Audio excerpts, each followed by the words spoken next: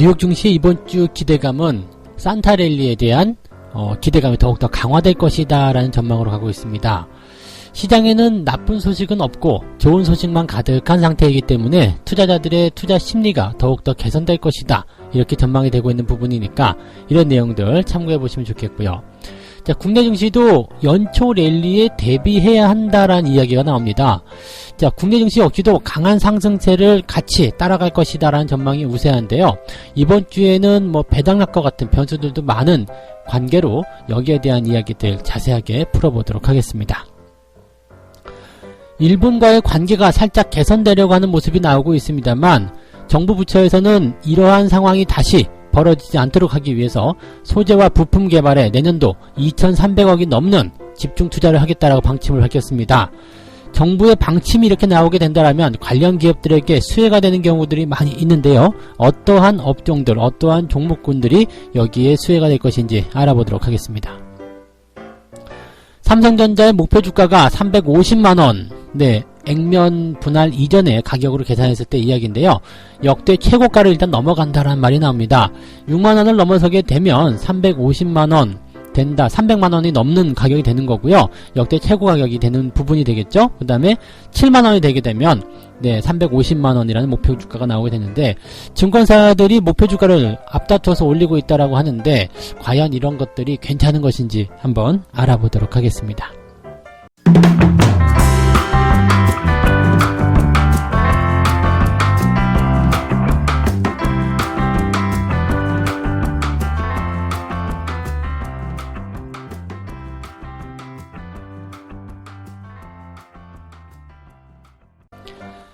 네, 반갑습니다. 오늘은 12월 23일입니다. 월요일이고요. 어떻게 보면 이제 12월의 실질적인 마지막 주간이라고 봐야 되나요? 그런 식으로 좀 우리가 해석할 수 있을 것 같고요. 이번 주 안에 이제 배당을 받으실 분들은 26일까지 주식을 매수하셔야 되는 부분이 있기 때문에 그런 것들 참고하시면 될 것 같습니다. 자, 여전히 이제 변수는 많을 것이다, 변동성도 나올 것이다 생각되지만 시장에 대한 기대감들이 워낙 큰 상황이기 때문에 여기에 대해서 우리가 부정적인 시각보다는 조금 더 기회의 요인들을 확인해 보시는 게 좋지 않을까 생각이 듭니다. 자, 첫 번째 이야기 먼저 시작하도록 하겠습니다. 뉴욕 증시의 이번 주 주간 전망은요, 풍성한 성탄절, 산타랠리가 기대가 된다, 이런 얘기들이 나오고 있습니다.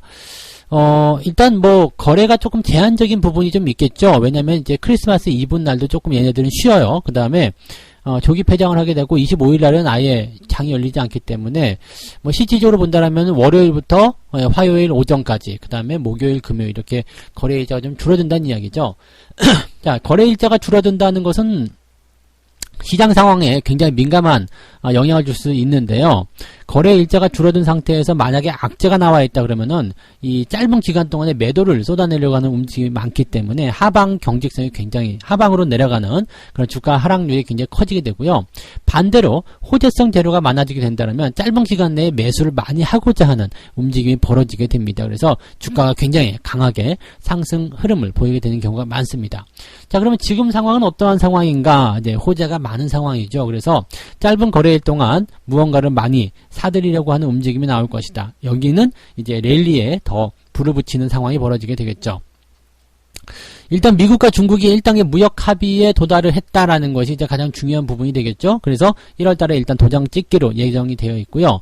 브렉시트에 대한 부분도 이제 한 고개를 또다시 넘어서서 1월 31일날 소프트한 브렉시트로 나갈 것이다, 이런 위협도가 많이 줄어들었기 때문에 긍정적인 이야기들이 계속해서 나오고 있다고 합니다.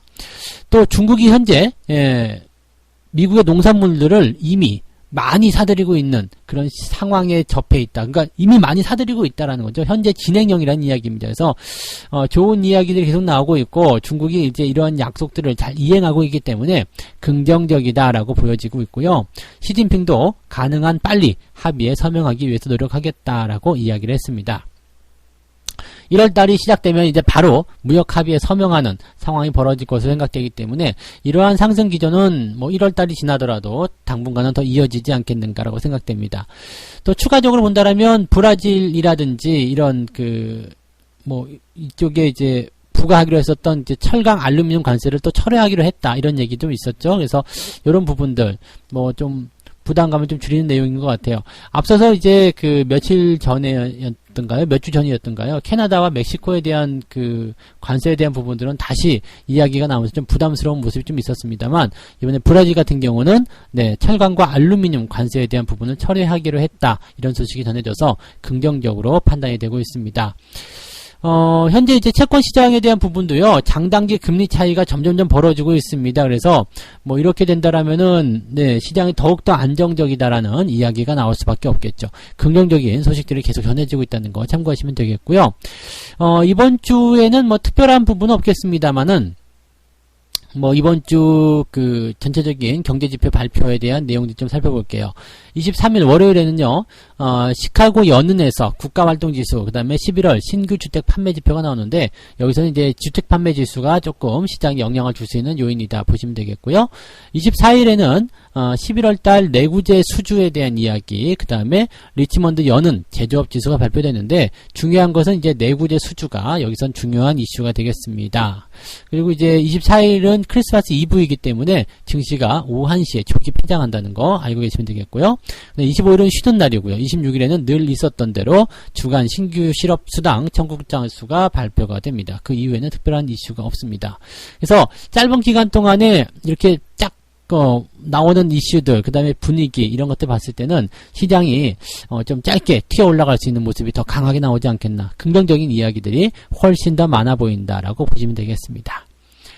자, 그 다음에 볼 내용은 이제 코스피 이야기 또 잠깐 봐야 되겠죠. 코스피는 이제 추가 상승 여력이 충분하기 때문에 연초 랠리에 우리가 대비를 해야 된다. 그리고 IT 하드웨어라든지 경기 민감주, 금융주 이런 쪽에 대해서 관심을 좀 가져라라고 이야기를 하고 있습니다.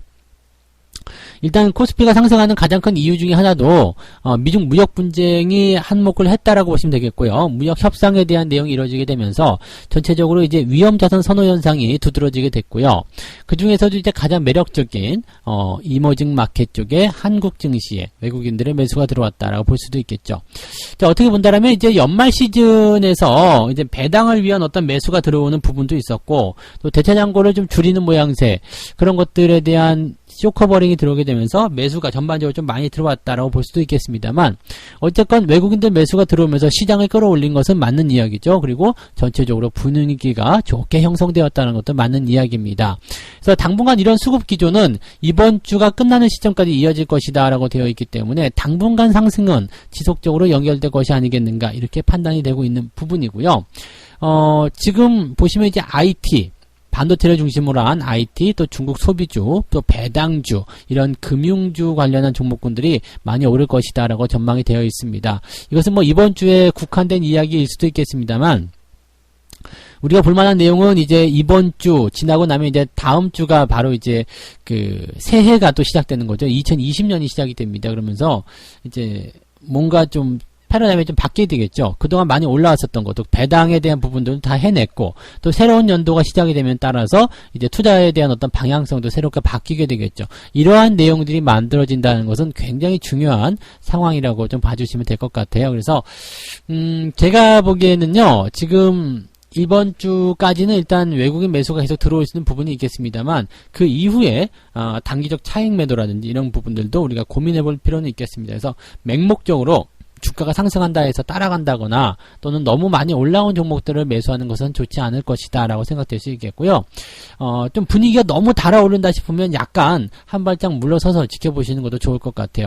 하지만 전체적인 큰 추세는 여전히 상승 기조로 들어가고 있기 때문에, 여기에서 뭐 아예 단기 조정이 나온다, 이 조정 때문에 아예 시장을 떠나 있다거나 너무 멀리 가 있거나 그러면 안 되겠죠.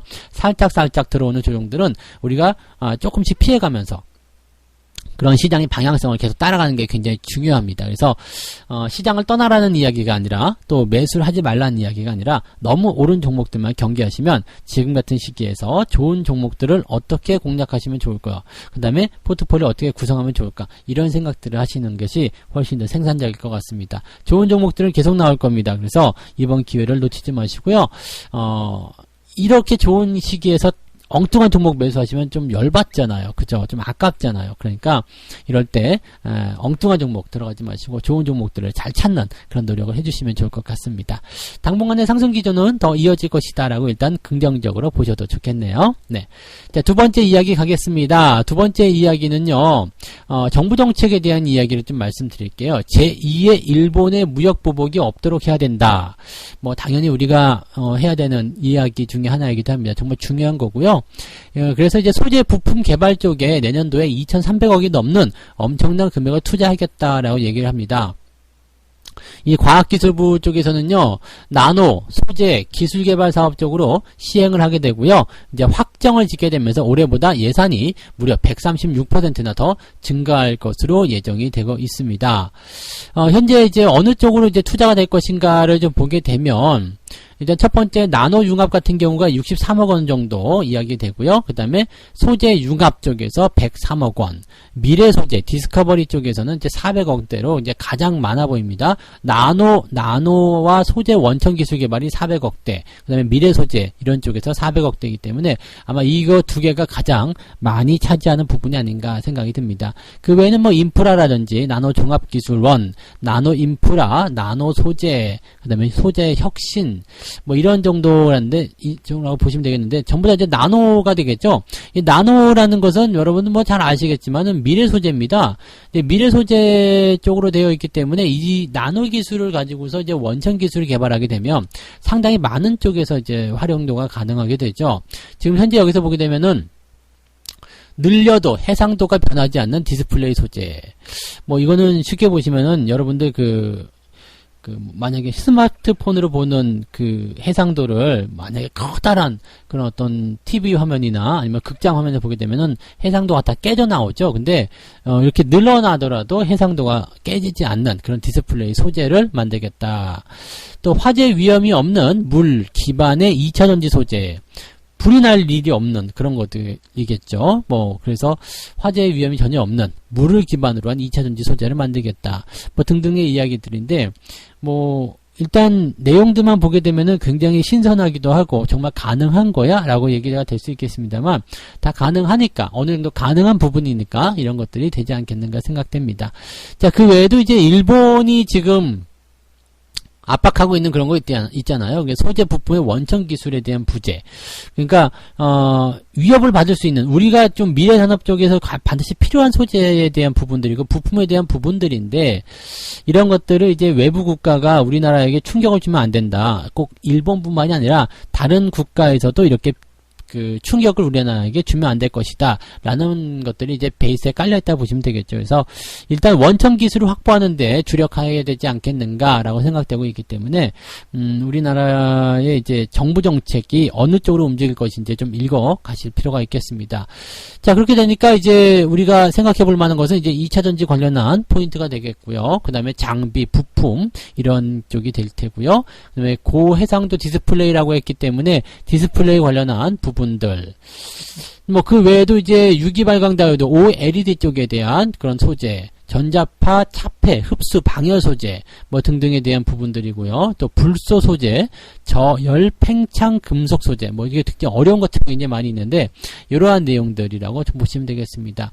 자, 그래서 지금 정부 정책에 대한 부분들을 제가 조금 다뤄드린 이유는 뭐냐면 사실 이거 우리한테 굉장히 어려운 이야기입니다. 그렇지만 우리가 알고 있어야 되는 부분 중에 하나가 뭐냐면 정부가 정책적으로 수행하는 그러한 사업들은요 시장에서 영향을 받게 됩니다. 그래서 그 정부 정책 수혜를 받은 기업들은 시장의 어떤 등락과 관계없이 꾸준하게 성장하는 경향들이거든요. 그러니까 어떠한 기업들이 여기에 속해져 있겠는가 그런 것들 한번 잘 따져보시고요. 여러분들이 관심 있게 보시면 좋을 것 같아요. 성장하는 기업이고 주가의 수준도 아래쪽에서 하방에서 만들어져 있더라면 지지선 근처에 있더라면 그런 종목들은 정부 정책의 힘을 통해서 주가가 많이 상승할 가능성이 있습니다. 아직 현 정부가 제법 오랫동안 남아있기 때문에 이 부분들은 이제 충분히 여러분들이 주식 투자로서 어느 정도 성과를 이끌어낼 수 있으리라 생각합니다. 이런 부분들 주목해서 좀 지켜보시면 좋겠네요. 자, 그 다음에 이제 삼성전자 이야기 세 번째로 해보도록 하겠습니다. 저는 약간 조금 걱정되기 시작했어요. 삼성전자에 대한 이야기가 이제 유튜브에서 막 나오기 시작해요. 예전에는 이제 뭐 언론이라든지 어떤 게시판들 이런 쪽이 이제 척도가 됐었는데 요즘엔 유튜브가 척도인 것 같아요. 주식에 대해서 이야기하시는 분들이 얼마 전까지만 하더라도 바이오, HLB 뭐 이런 종목에 대해서 이야기 많이 있었는데요. 지금은 그런 것도 쏙 들어가고요. 삼성전자로 많이 들고 나오기 시작했습니다. 삼성전자가 가냐 안 가냐, 삼성전자 어떻게 투자해야 되냐, 야, 이런 이야기 계속 나오고 있고요. 지금 증권사에서도요, 11월 달 이후에 삼성전자의 목표 주가를 전부 다 상향 조정을 시켰습니다. 가장 많이 나온 것은 이제 7만원입니다. DB금융투자 쪽에서 7만원인데, 7만원이라고 한다면 이게 50대 1로 이제 액면 분할이 됐었기 때문에 50을 곱하게 되면 350만원, 7535, 그죠? 350만원. 기존에 이제 267만원인가 270만원인가에서 이제 그 액면 분할이 됐었죠. 그래서 신고가는요 6만원 정도만 가게 돼도 신고가가 나오게 됩니다. 그러니까 6만원이면은 그 5 곱하기 50 곱하기 6이 되는 거죠. 5, 6, 30에서 300만원이라고 보시면 되는데, 과거 지수로요. 그러면 과거 가격이 300만원이라면 역사상 없었던 가격대잖아요. 그러니까 역사상 이런 신고가가 나온다라는 것은 굉장히 고무적인 부분이겠죠. 그러니까 증권사들이 이렇게 이야기하는 것은 일단 뭐 잘 알고 계시겠습니다만, 외국인들의 매수가 지속적으로 들어오고 있고요. 경기가 호전되고 있고, 또 반도체 업황이 개선되고 있고, 미중 무역 분쟁이 좋아질 것으로 예상됐기 때문이죠. 뭐 이런 부분들은 우리가 올 연초부터 계속 말씀을 드렸을 거예요. 그래서 올 연초부터는 이제 매도를 멈추고 슬슬 매수에 대한 관점들을 생각해보자 해서 올 여름 지나면서부터 아마 매수에 대한 의견들이 바로 전환이 돼서 아마 지금 수익 보고 계신 분들 많이 계실 거예요. 저 역시도 한 30% 넘는 수익률이 나오고 있기 때문에 아마도 뭐 올해 삼성전자에 대한 재매수로 들어가신 분들은 아마 수익이 좀 제법 나오지 않을까 생각되고요. 손실을 보고 계신 분들도 손실이 많이 복구가 되셨을 것이다 라고 생각이 좀 듭니다. 2018년도 한 해 동안은 참 안 좋았었는데 2019년도부터는 서서히 회복이 되는 모습이겠죠. 자, 그래서 일단 삼성전자 이게 계속 올라가니까, 그렇다면 삼성전자 계속 올라가는 거 이거 맞는 거냐, 이제 사도 되는 거냐, 이런 얘기들 하실 것 같은데요. 일단 뭐 상황만 놓고 본다면 삼성전자가 더 올라가야 될 이유는 충분합니다. 외국인 매수가 계속 들어올 것이다라는 거 첫 번째겠죠. 그 다음에 배당을 자주 준다는 거죠. 배당을 많이 줘요. 그러면 삼성전자에 또 쏠릴 수 있는 가능성이 굉장히 높겠죠. 또 삼성전자에 들어와 있어서 대차장고에 대한 부분들도 이제 쇼커버링 상태로 들어가기 때문에 매수를 통한 주가 상승이 일어나게 될 테고요. 업황을 비롯해서 전체적인 분위기가 개선되고 있고요.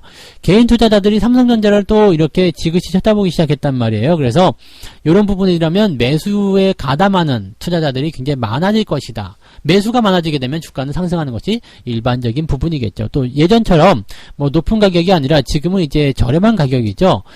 싼 가격에 들어가 있기 때문에 5만원대라면 6만원대라면 여러분들이 좀 쉽게 접근하실 수 있는 그런 주식으로 또 평가되기도 하거든요. 그래서 매수의 유입은 더 강해질 것이다 라고 판단이 좀 되고 있습니다. 다만 걱정이 좀 되는 것은요, 이런 식으로 단기간에 너무 올라오게 되면 또 반대급부적인 상황이 벌어질 수 있다는 이야기죠.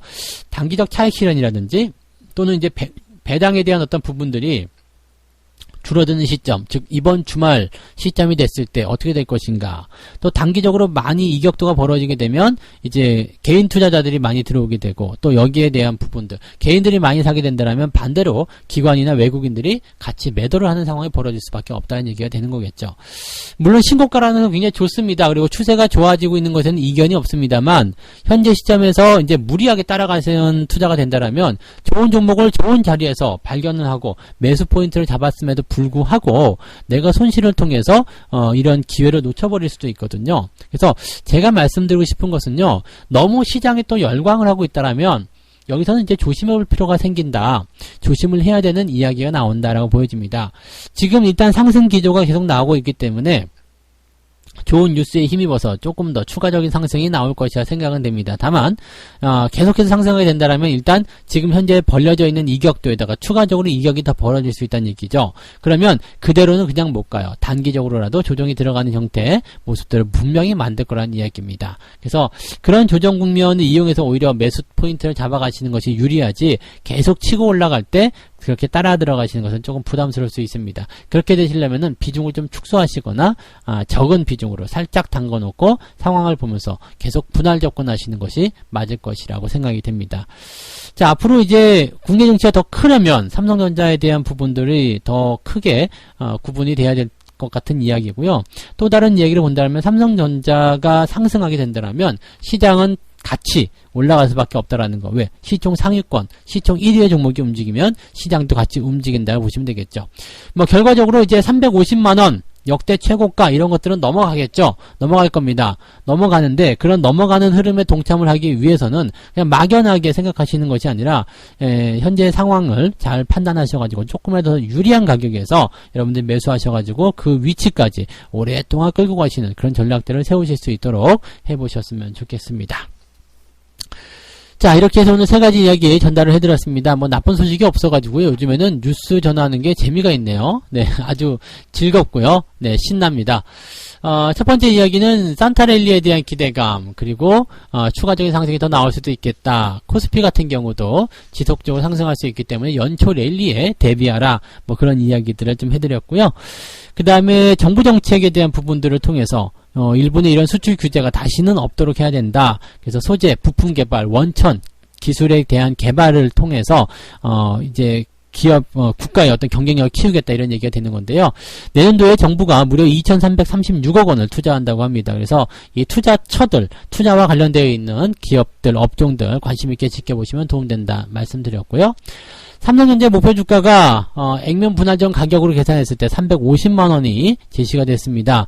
역대 최고 가격을 넘어설 것이다 라는 전망이 우세한 가운데, 자, 이렇게 목표 주가가 나오면 일단 조심해야 되는 포인트들이 만들어진다라는 이야기를 하게 되는데요.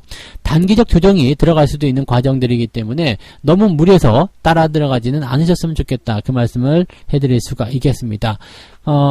주식을 매수할 때는요, 너무 많이 올랐을 때가 아니라 상승 기조에서 주가가 조정을 받았을 때라고 보시면 되겠습니다. 조금 기다리시면 이격을 좁히는 포인트가 만들어질 수 있기 때문에 오히려 그런 자리들 노려보시는 게 도움이 되겠다. 이렇게 말씀을 드리도록 하겠습니다.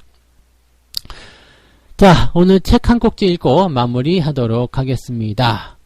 언뜻 보기에는 무질서하고 예측이 불가능한 것처럼 보이는 주식시장도 장기적으로 보면 일정한 특징을 가진 4개의 국면이 있다. 이것은 금융, 실적, 역금융, 역실적 장세 이 4가지 흐름인데 이 순번이 바뀌는 경우는 없었다. 이게 무슨 얘기냐면요. 시장은 상승과 하락을 반복한다는 이야기입니다. 그동안 계속해서 조정에 대한 아픔을 겪었었더라면 이제는 상승에 대한 기대감들이 고조가 될 상황이다라고 보시면 되는 거죠. 그래서 지금 여러분들은 상승 초입으로 가는 그 초반 국면, 그 초입 국면에서 시장과 함께 스타트를 할 준비를 하고 있다는 것을 생각해 주시면 되겠죠. 자, 여러분들 기회를 잘 잡으시고요. 좋은 성과들 많이 이끌어내시기를 강력하게 좀 기원해 드리도록 하겠습니다. 자, 오늘 여기까지 이야기 해드리고요. 저는 다음 시간에 다시 오겠습니다. 고맙습니다.